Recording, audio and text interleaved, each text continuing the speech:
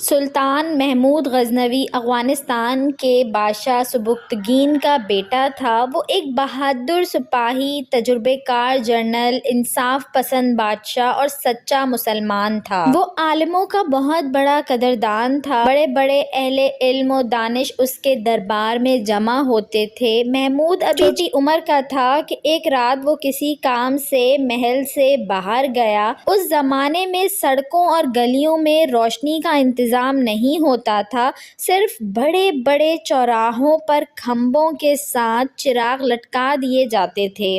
محمود محل سے باہر نکلا تو شاہی خادم چراغ اٹھائے اس کے ساتھ ساتھ چل رہے تھے۔ ایک جگہ وہ کیا دیکھتا ہے کہ ایک کھمبے میں چراغ لٹک رہا ہے اور اس چراغ کے نیچے ایک لڑکا کتاب پڑھ رہا ہے۔ محمود اس کے پاس آ کر رک گیا اور اس سے پوچھنے لگا، تم کون ہو؟ لڑکے نے ادب سے جواب دیا، حضور میں ایک طالب علم ہوں۔ محمود نے پوچھا، اس وقت یہاں کیوں کھڑے ہو؟ لڑکے نے جواب دیا، حضور میرے ماں باپ بہت غریب ہیں، میرے لیے چراغ کا خرچ برداشت نہیں کر سکتے، اس لیے میں یہاں آ جاتا ہوں اور سرکاری چراغ کے نیچے کھڑا ہو کر سبق یاد کرتا ہوں۔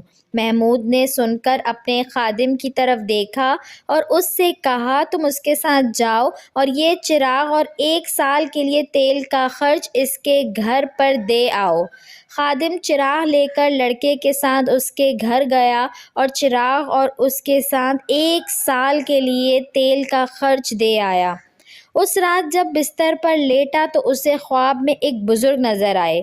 انہوں نے فرمایا، محمود تم نے ایک غریب طالب علم کے گھر میں جس طرح علم کی شمع روشن کی ہے، اللہ تعالیٰ اسی طرح تمہارا نام روشن کرے گا۔